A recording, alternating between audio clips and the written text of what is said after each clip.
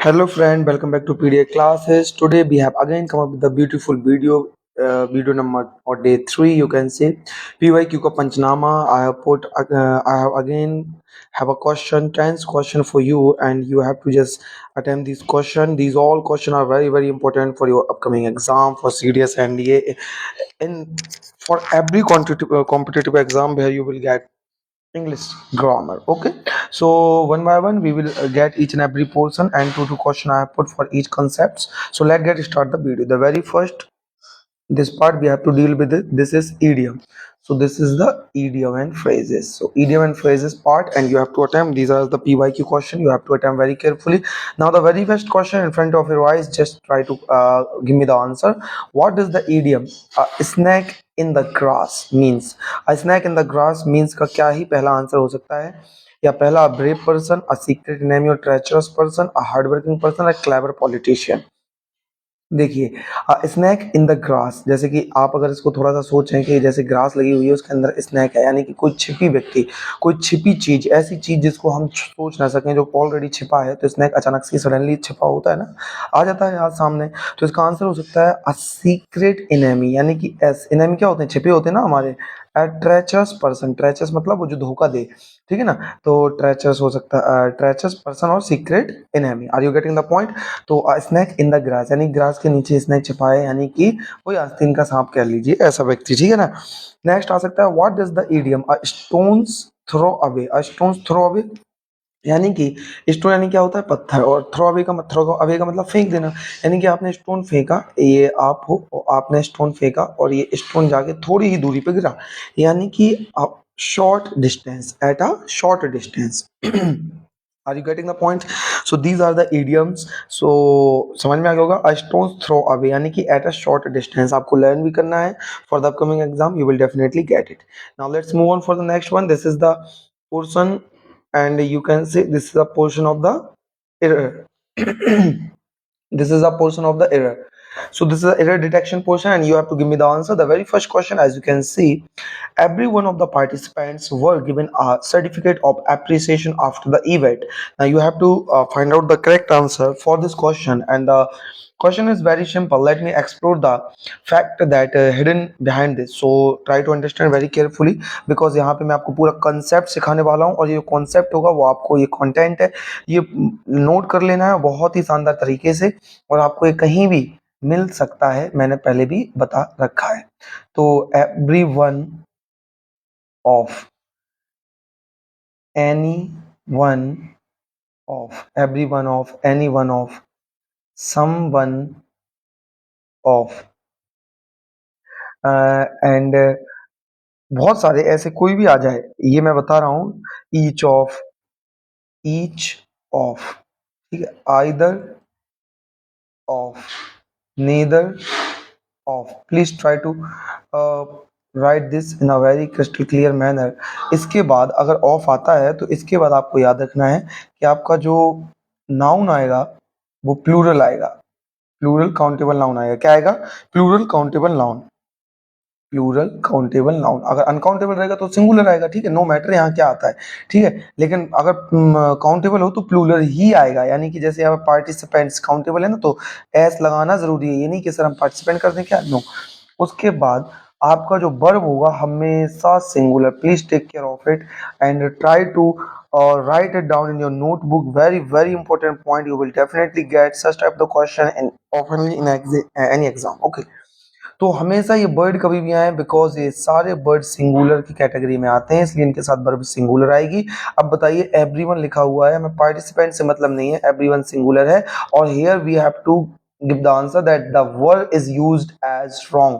Here was is used over here. Okay, so the answer is B, was giving. Are you getting the point? The question is very simple, the concept is very simple. You have to just try to have this concept in your mind, and you will definitely get the answer automatically. Okay, so just to write it down in your notebook. So that's why I used to say have a notebook and pen in while you are watching this video, and try to have the answer. Now let's move on for the next concept. The concept number next is also amazing, beautiful, and we will also try to find out the answer in an amazing way. लिखा हुआ है the jury was divided in their opinion regarding the verdict. बताइए, the jury was divided in their opinion regarding the verdict. तो इसमें क्या answer हो सकता है? Let me tell you this question और this concept in a very detail manner. So चलिए फिर मैं आपको बहुत ही डिटेल तरीके से इसको मैं समझाता हूँ। आपने काउंटेबल नाउन के बारे में, कलेक्टिव नाउन नाउन के बारे में पढ़ा होगा। और कलेक्टिव नाउन जो होता है, प्लीज बहुत ध्यान से सुनिएगा, ये जो दिया गया है ना, एक होता है डिस्ट्रीब्यूटिव कलेक्टिव नाउन।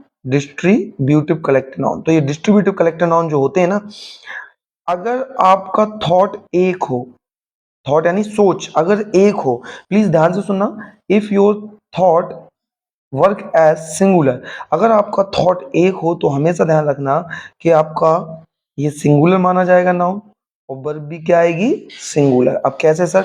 मैंने कहा बस पहले मेरी बात को सुन लीजिए, अपने आप आंसर मिलेगा, पहले ध्यान से सुने।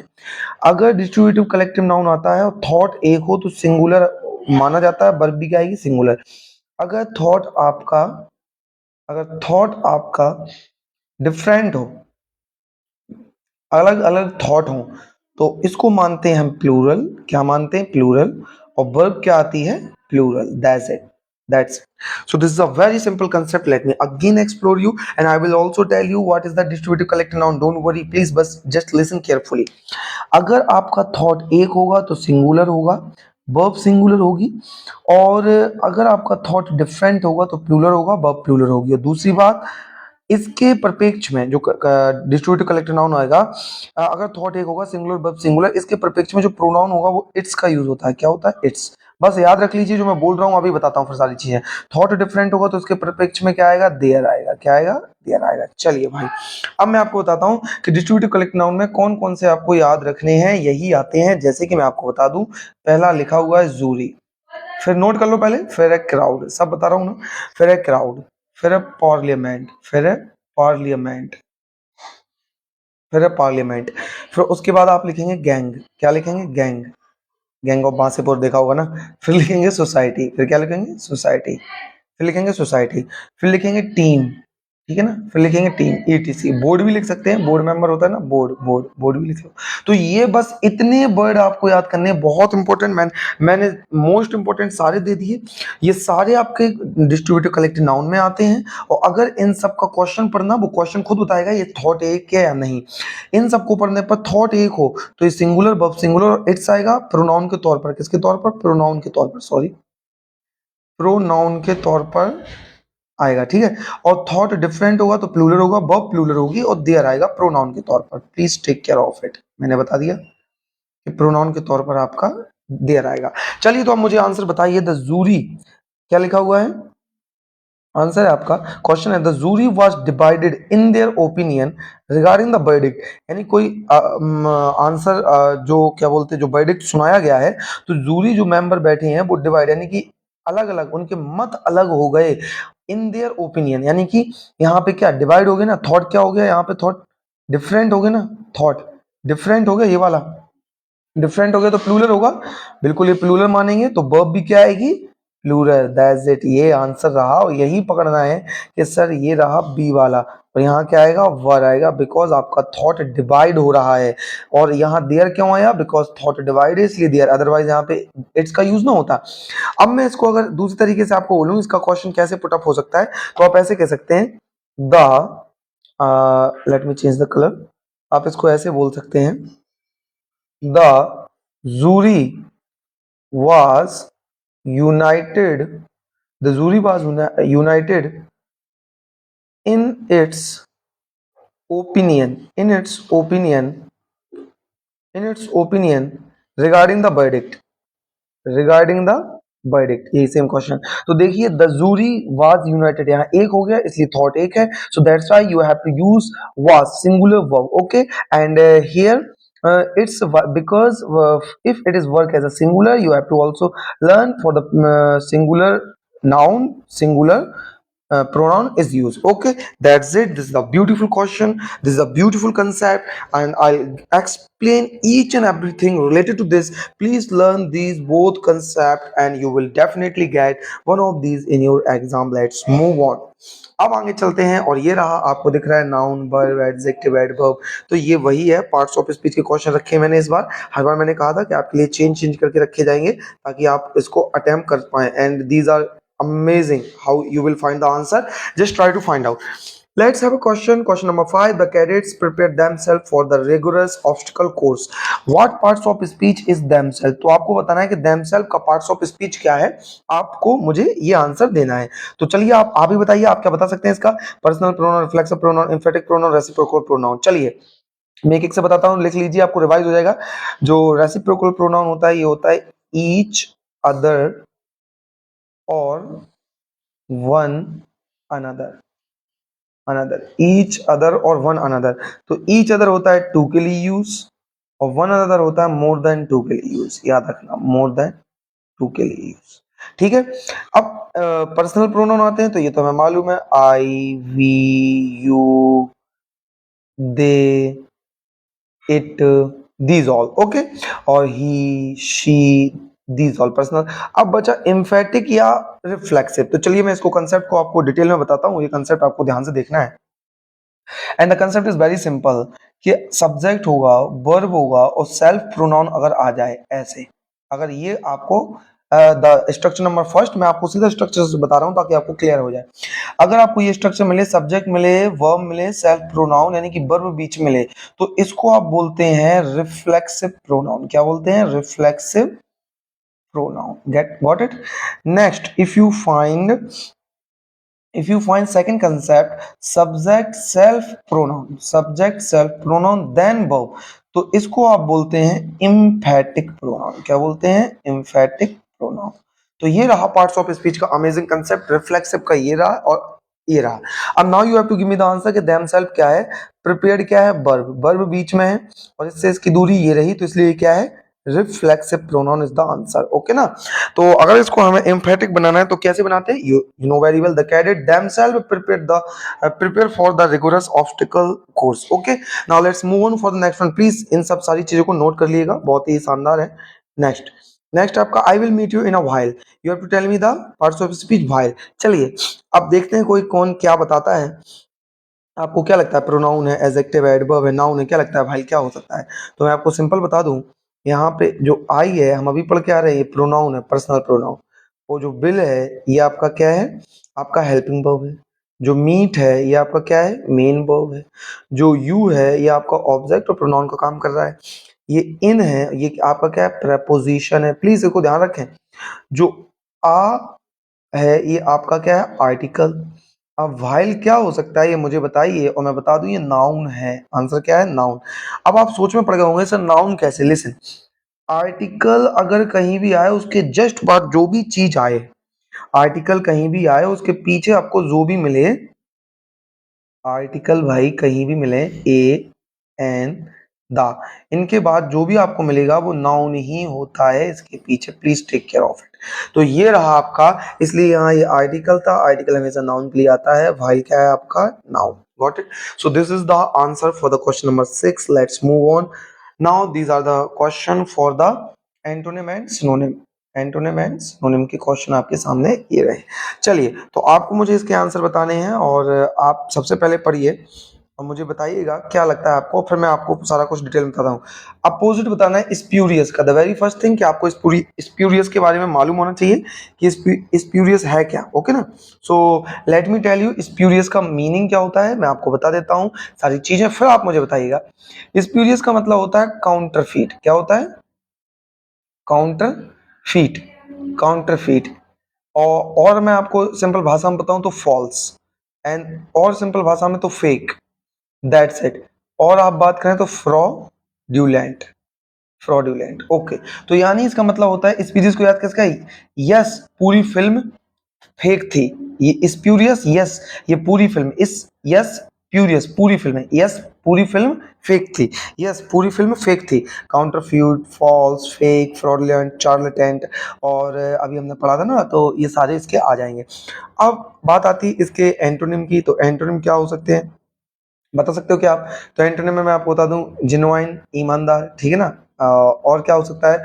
और आप कह सकते हो ऑथेंटिक, ऑथेंटिक कह सकते हो। तो ये हो सकते हैं आपके। अब अपोजिट बताना है आपको, स्प्यूरियस का अपोजिट। देखिए फॉल्स तो हो नहीं सकता बिकॉज ये आपका सिनोनिम। डिसेप्टिव, ये भी डिसेप्टिव का मतलब होता है किसी को ठगना। काउंटरफीट वो भी होता है झूठ बोलना, ठगना। तो जेन्युइन बचा है इसका। जेन्युइन का मतलब होता है ईमानदार, स्प्यूरियस मतलब फॉल्स और जेन्युइन का मतलब ईमानदार। Choose the word that have same meaning.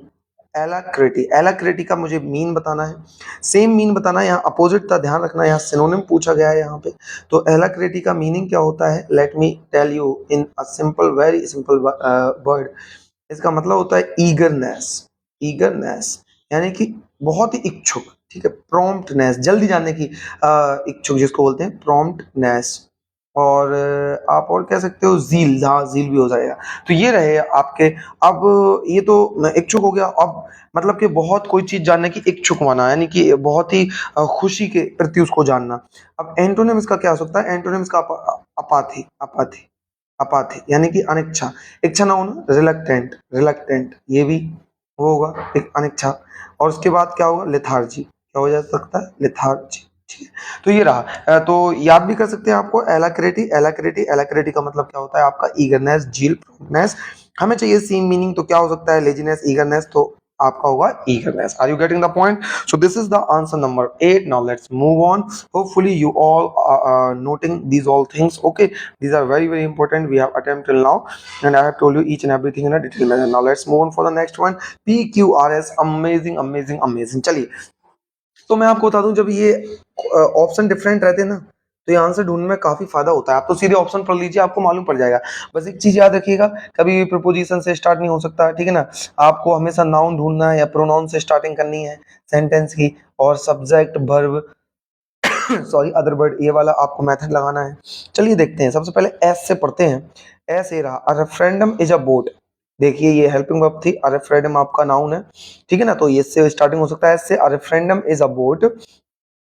Q, Q क्या है, इन विच इलेक्टोरेट, ठीक है।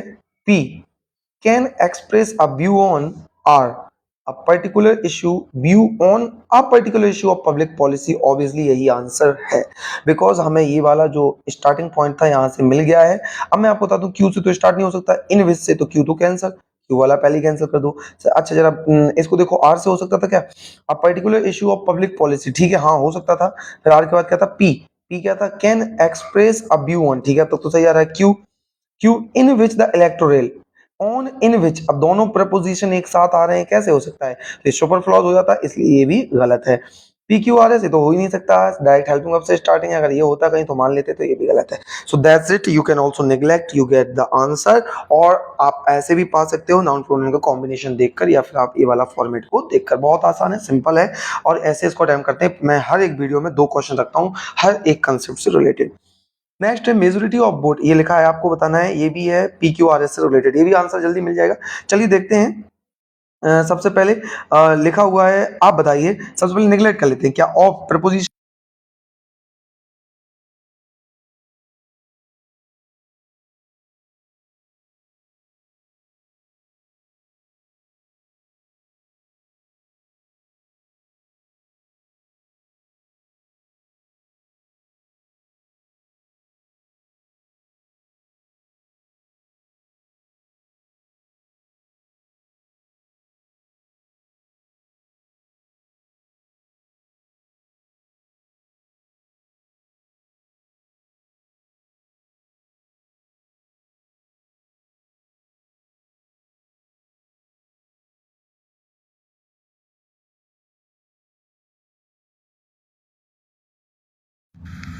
ठीक है, तो ये रहा इसका आंसर, ये बहुत आसान है।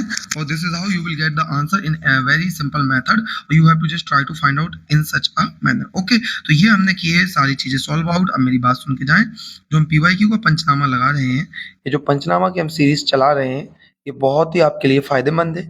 इसमें मैं क्या क्या टॉपिक, क्या क्या कवर किया हमने, एरर को कवर किया, इसमें पी क्यू आर एस को कवर किया, इसमें सिनोनिम्स को कवर किया, इसमें एंटोनिम्स को कवर किया, इसमें एरर, एरर तो हुई है ना, हाँ, इसमें ईडियम को कवर किया, ये 5 टॉपिक हमने कवर कर लिए और हर एक के 2 क्वेश्चन यानी 10 और 10 के मैंने 10 कॉन्सेप्ट लगाए हैं और 3 वीडियो में 30 कॉन्सेप्ट हो चुके हैं। सोचिए जब इतना बेहतरीन तरीके से आप कॉन्सेप्ट्स को क्लियर करके जाएँगे तो 30 कॉन्सेप्ट आने वाले 5 वीडियो, 10 वीडियो उनसे कितने सारे आपके 100 ऑफ द कॉन्सेप्ट बन जाएँगे और यही जाकर आपको डेफिनिटली एग्ज़ाम में फ़ायदा देंगे। ओके, तो आज के लिए इतना ही। होपफुली आपको अच्छा लगा होगा। अच्छा लगे तो लाइक करके ज़रूर जाएँ। पीडीएफ बनाने में थोड़ी मेहनत भी लगती है। आपके लिए मेहनत किया है हूँ। Okay, thank you for watching the video till then take care tata bye bye and Jai Hind मेरे प्यारे दोस्तों।